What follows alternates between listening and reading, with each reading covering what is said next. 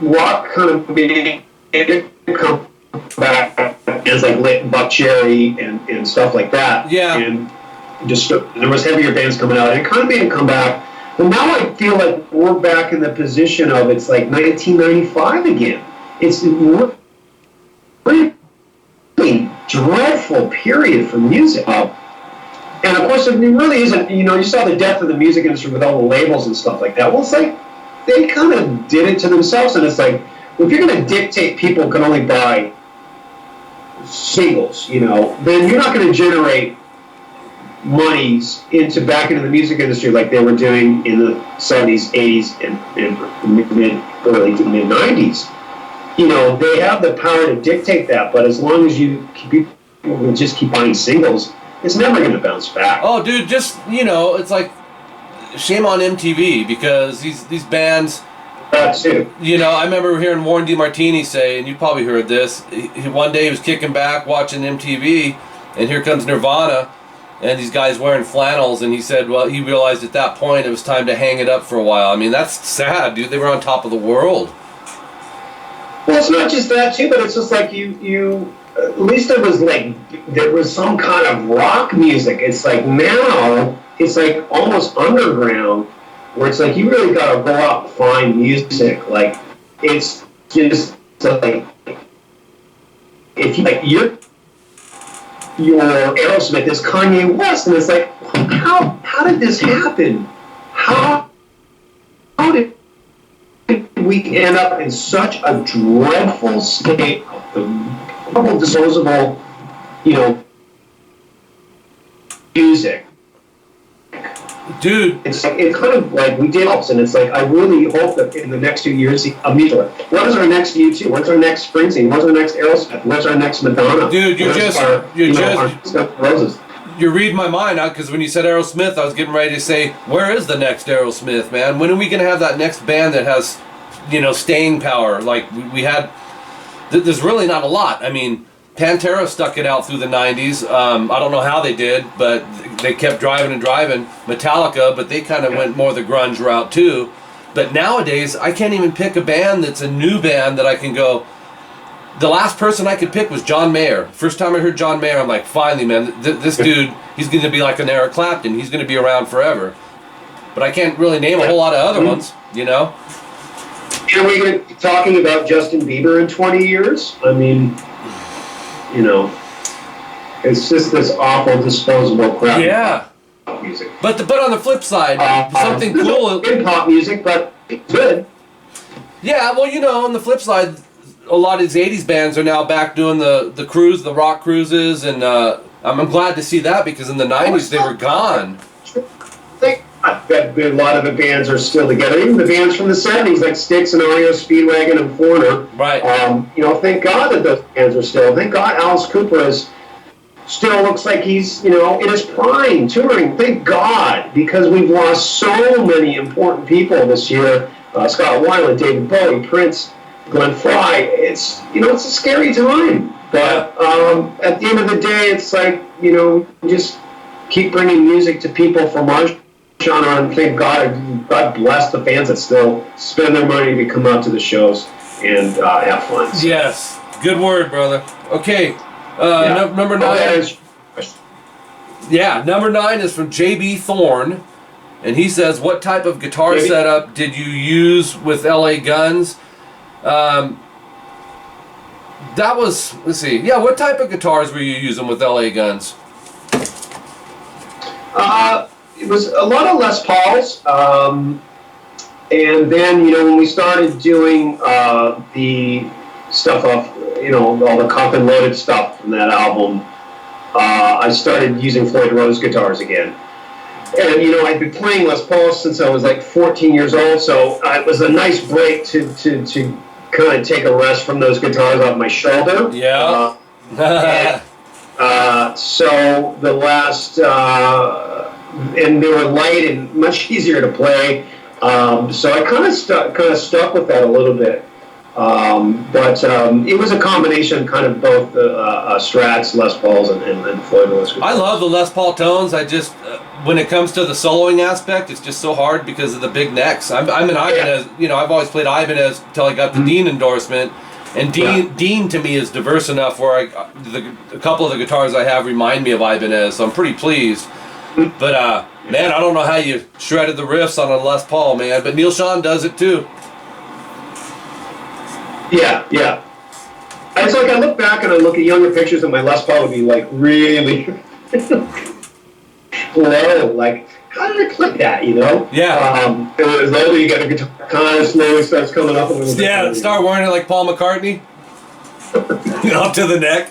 Yeah, that's when Korn came out, dude. It's like seeing how Korn was holding the guitars. You can barely twist your wrist, and that's about all you can do.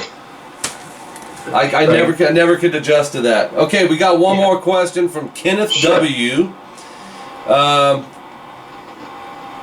Wow, I don't know if you want to answer this or not, so if you don't, that's fine. How would you describe Bobby's state of mind during this period, this current period that you're in?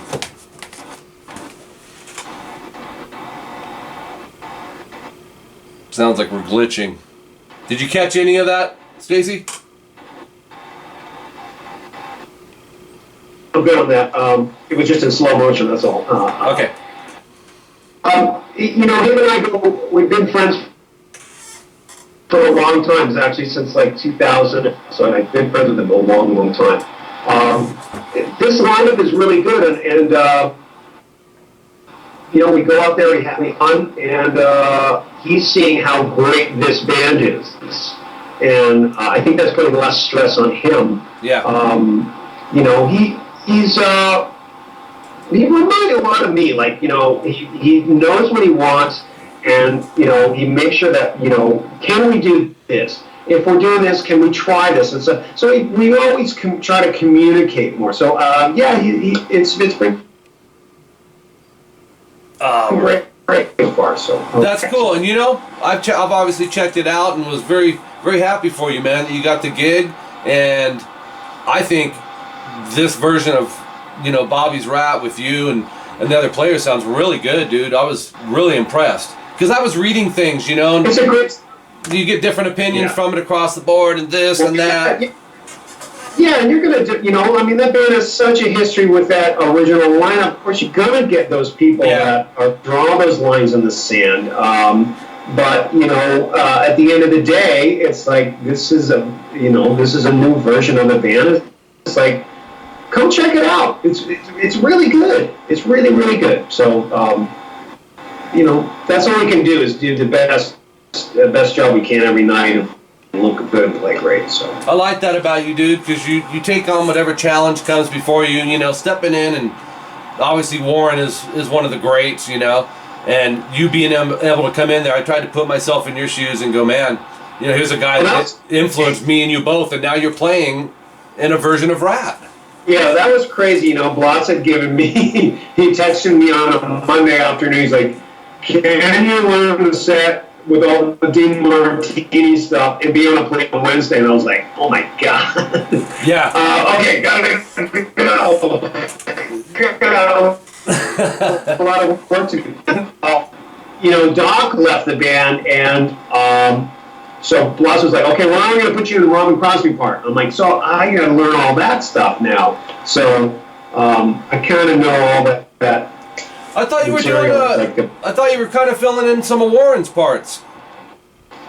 Well, I did it for 3 shows, but then, you know, and Mitch is a phenomenal guitar player. So it kind of was like, it took a little bit of relief off my shoulders. Yeah. Because that stuff is not easy to play. So I'm like, it's all you, bro. It's all you. Yeah. It's all in your lap now.